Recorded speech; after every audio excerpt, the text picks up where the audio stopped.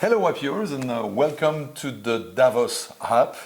I'm here with Halla Tomasdottir, one of my favorite speakers. We were having a great time together in previous Davos YPO Hub a few years before we got separated by COVID. She's an amazing Iceland businesswoman, and she leads and is the CEO of the B team. And I think it's wonderful because you were even a presidential candidate runner-up. We could have lost you to politics, right? And thanks God, you're running such an inspiring organization, B team, and we're going to talk about it, of course. And I'm also together with Gerken, who is the CEO of Greyston, as well as a board member of the B team. Congratulations, Joe, for being announced as the Schwab's Foundation Outstanding Social Innovator of the year 2023. Thank you so much. Thank you both for being here. And I'll start with you, Halla. Thank you. Tell us about your new leadership book. Thank you, Pascal. Thanks for having me. And let's be sure about one thing. It's not losing people to politics. We need good people to run for office, I agree. but also in private sector. So, yeah, I mean, we need new leadership everywhere. We need leadership that places humanity at the heart. I mean, think about all the things we're going through right now and think about the theme of this Davos. It's a poly crisis. What does that mean? It means that we're facing so many crises that they're starting to escalate each other. Climate, nature, inequality, low trust. Our democracies are struggling. We're at war. We had COVID. We may have another pandemic. So we're living through unusual times. So we need different leadership. And it's no longer brave, which is a word we use a lot on the B team, to just lead bravely in your own company. We need to be radical collaborators. This is very much what the YPO is about, I believe. Absolutely. You're working with each other, you're trying to make better business together, but it's now about working with your supply chain, working with politics, because a lot of the solution is about policies. A lot of the solution is about private sector behavior, and a lot of the solution is, for example, working with the next generation. So radical collaboration is big. Radical inclusion, because we can't solve the world problems by the very same population that helped create them. So we need to disrupt the crisis of conformity in leadership, invite more women to the table, invite more people of color, the next generation, the people of the global south that are suffering more than we are from all the consequences of the situation we are facing in the world, and people we've left behind in America. Joe will speak to that. And then finally, and I know we want to come back to that, we are talking a lot about radical transparency, and we really think that being open about the goals you're setting and how you are contributing to solving these challenges in your communities, with your suppliers, with your employees, with all of the impacts that you make in nature or in the ecosystem you work in, we need to be transparent about our impacts and how well we are doing at improving our behavior so that we live within the planetary boundaries, but also within the boundaries of personal well-being. Because we all know, after COVID years, if we didn't know it before, that we as human beings, we cannot regenerate or sustain ourselves in separation from being connected to each other and to the very nature that our lives depend upon. So none of these issues we're facing are independent challenges. They are interdependent challenges, and our very lives and the lives of our organizations depend upon us making sure they remain healthy. That's the only way we as people and our businesses can remain healthy. Great. Allow me a bit of a disruptive questions because, I reflect, I look at B team, I look at your leadership, the way you all walk the talk, you change, you create those change in companies and so on. YPO as an organization, we are walking the talk as best as we can as well. We want to increase female engagement. We got a new program called Athena, which allows now to recruit women at 55, where we were always locked up at 49. We're creating dynamic tools. We're growing. We're passing 10%. We're also trying to have more black leadership in Africa and beyond. And yet, we're doing progress, but the progress are not there. What are the disruption that you could bring? How can we be more violent with ourselves, in a positive term, of course, to drive a faster change than what we already try? How do we surpass what we're doing? What do you recommend us? I mean, you're doing it already. You mentioned a lot of terms right now: creating, moving, progressing, being intentional about what you want to do and what you want to be. And that's what I've been talking about this entire week that I've been at Davos. calling out business leaders and calling them forward in terms of changing the mindsets. At Greyston, and to just give you a little background on Greyston, our company, we were created for that very same reason. We wanted to, we saw a problem. Our founder, Bernie Glassman, who was the Zen Buddhist monk, became this serial entrepreneur and created this amazing social enterprise because he saw a problem. And the problem was there were people that wanted to work, but they were excluded. They were excluded because they had one or more barriers to employment, whether it was a formerly incarcerated person, a single parent, a homeless person, persons dealing with substance. All of them wanted to work, but because of our own biases, because of just plain discrimination, they were prevented from taking part in employment, which means you're not taking part in thriving, you're not taking part in providing for your family. And he intentionally, with his business that they had created, which was a baking business, pulled people off the streets. And it's very much what you're doing. You're saying, this is a problem. Here's how we're going to solve it. Here's how we're going to create something, and we're going to progress forward. Bernie did that 40 years ago. 40 years later, sadly, we're still having to say the same thing, and we're seeing the same issues. If you look at the data is very clear. Let it lead you. We have the lowest unemployment rate in history, almost. Yet, we still have 6 million officially unemployed, but we have 10 to 11 million folks unfilled jobs. There's a gap here, right? And then we still have other folks that are on the sideline. We want to be intentional about calling folks forward with what we call open hiring, which is a policy that basically says, if you want to work, come on in. First come, first hired. That's how we solve the problem of bringing folks from the margins into the mainstream, the economic mainstream. That's economic inclusion, and the other term that's used, I think it was you, Halla, interdependencies. Us as a business, we can be used as a force for good, not just to provide a product or service, but to actually make a change. And as we say in the B team, we want to be bolder, we want to be more courageous, and we have to call our fellow business leaders forward to figure out what do they want to do. Again, create. How can your business be appropriate and relevant in solving some of these issues, whether it's climate, whether it's gender, whether it's income inequality, whether it's global poverty? What is the role for your business in solving that problem? And as our fellow B team member says, creating a net positive for society. Mm-hmm. Great. Joe, we talked yesterday to Jonathan Reckford from Habitat from Humanity. And allow me to, he gave us a quote from the pastor Clarence Jordan. And it says, quote, "What the poor need is not charity, but capital. Not case workers, but co-workers. And what the rich need is a wise, honorable, and just way of divesting themselves of their overabundance." In your work servicing lower income communities, how does that resonate to you? Yeah, it goes back to the word that's been used here, interdependency. And I recommend a book by Christopher Marquis, Better Business, which talks about how B corporations, which is what Greyston is, where that triple bottom line focus, people, planet, profit, in that order. What it means to me is that I'll actually tell a story from our founder, Bernie Glassman. He wrote this book called Instructions to the Cook. And it's exactly what it says. He believed, as that community believed at the time, that we are all part of this great meal. Everybody's an ingredient. You might be salt, you might be sugar, I might be flour. We're all part of this main meal that we're all having. And to the extent we don't use the different ingredients, society loses. So you have a God-given skill. You have a God-given skill that we need. And what that quote says to me is we've got to bring that out. We got to bring that into our thinking. We have to bring that into our businesses so that we can solve these problems, because the problems are great. I know you're going to talk about this later. The problems are great in our society, whether it's the US, whether it's, globally. We've got these big issues. And again, it calls for that bold leadership that we need to have here, and that change in mindset from our business leaders, from our politicians, from academia.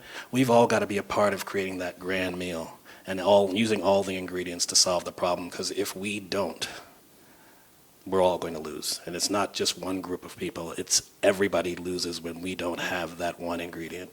A question that keeps a lot of the YPers awake at night. How do we in our business balance profitability with sustainability? And I'll start with you. Well, the key word there is balance, and the world is out of balance. And I'll be very honest, I think we've sort of done the world no favor to try to juxtaposition those two things like they are separate. So let's take a very simple example. If you are building a new building for your office and you make it sustainable, you are saving money, not just in terms of your energy costs, but also in terms of your insurance. Up to 30% of buildings in the world are soon to be uninsurable because of the climate impacts and what is going on in the world. So they're very practical consequences of doing the right thing. Another maybe not as popular example is that policies are coming that are going to require you to be transparent about your actual impacts. Are you going to be ahead of the game and already know how to do it? Or are you going to let other companies in your sector beat you to it and you will become a laggard and one of the victims of this great transformation we're going through? This is about being future fit. And if you look at talent, which I would say for any single business owner I know is what actually makes your business run. Yes, AI is important, but it is people who create, and it is people who collaborate. It is people who are inclusive or not. And so being able to attract and retain talent is all about planetary and personal well-being now. Young talent, most talented ones, they want to work for you and with you, and they want to invest in you, and the great transfer of wealth is going into those hands if you give them that purpose, if you are a principled leader in this world. So this is, you just cannot anymore separate this. The way to produce profits for the longer term is to put people and their thriving at the heart of your business and do business within planetary boundaries. So no more separation. Profit with principles is the only way to remain relevant to the talent, to the capital, and to your very core operations, because you are gonna not be cost competitive anymore if you are not embracing the new renewable energy and all of the things that are coming that are now becoming more cost effective. So this is business, but it is a way to do business that can create the world that we as human beings want to live in. Joe, any addition on Oh, this one? yeah. So I have a lot to say. I'm going to push back on that a little bit because I think the challenge that we've had as a business community is that there hasn't been a balance. It's been either or, profit or purpose. And I think that's just the wrong choice. I mean, that's a non-choice to make. It's not either or, it's both and.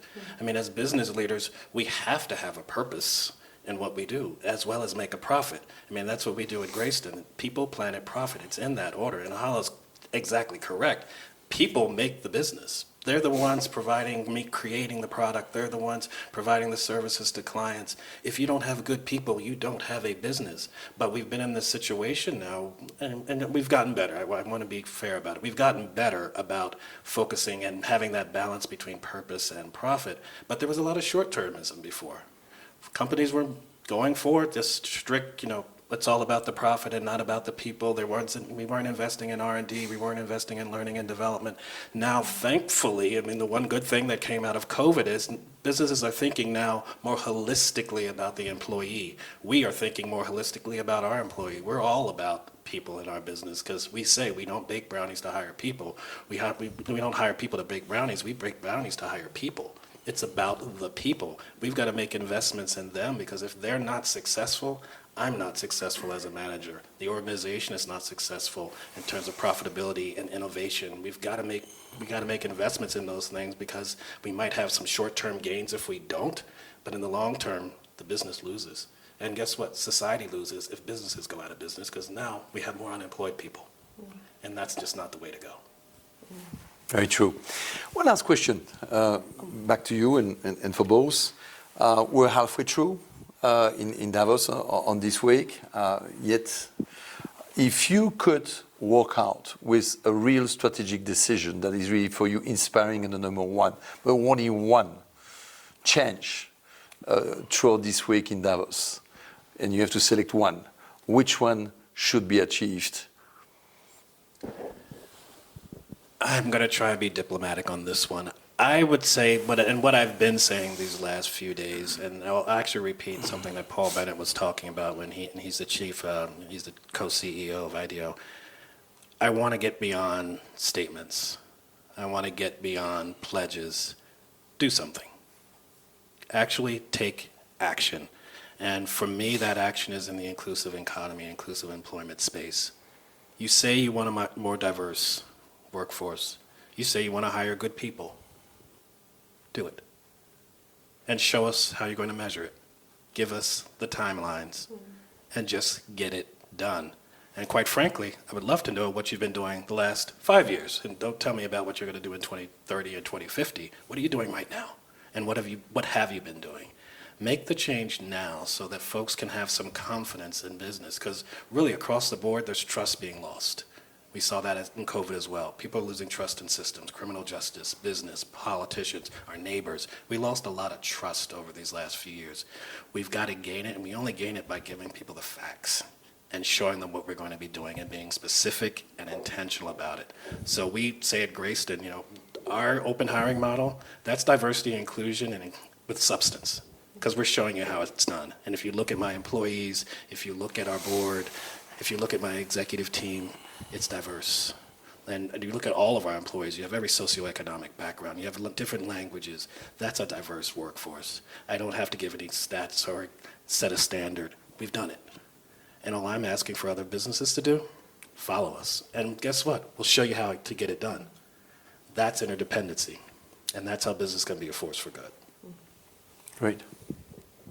I wanted to compliment Joe.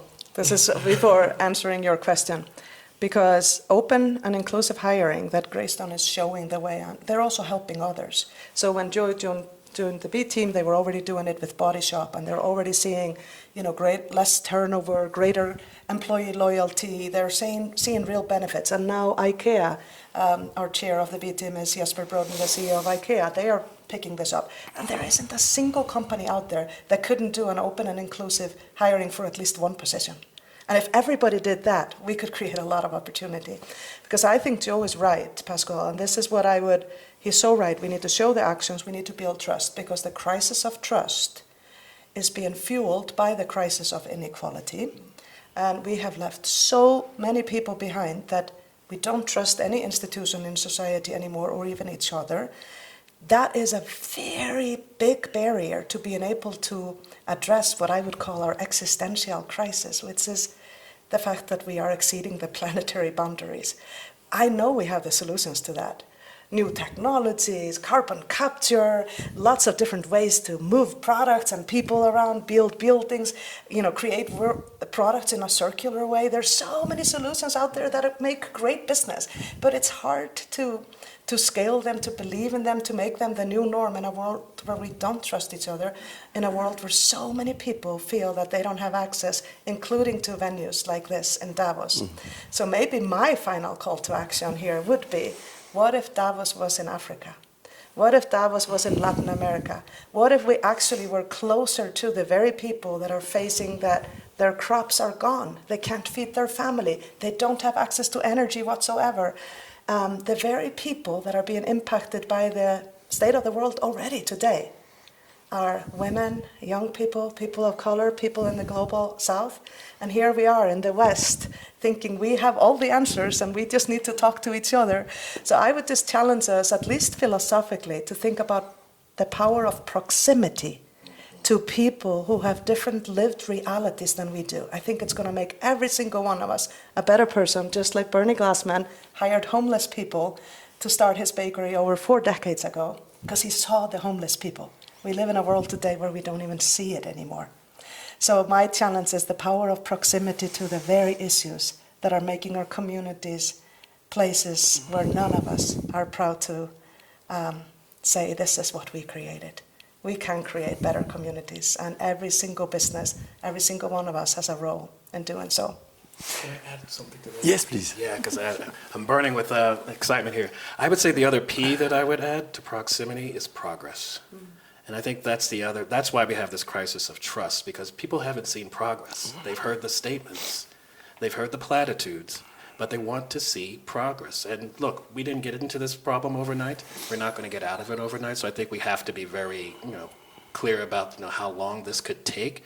But let's take the steps and take action and show people progress based on measures that we say we're going to do this, here's how we're going to get it done, here's how you're going to evaluate us, that's the transparency piece. But people need to see progress on these things. And until they see progress, the distrust is always going to be there. Alain Joe, thank you so much for being here. And it's so loud and clear that it's with leaders, inspiring leaders like you, that the trust comes back. And thank you very much on behalf of the YPO community for being with us today. And have a great rest of the week in Davos. Thank you for having us. Thank you so much. Thank you.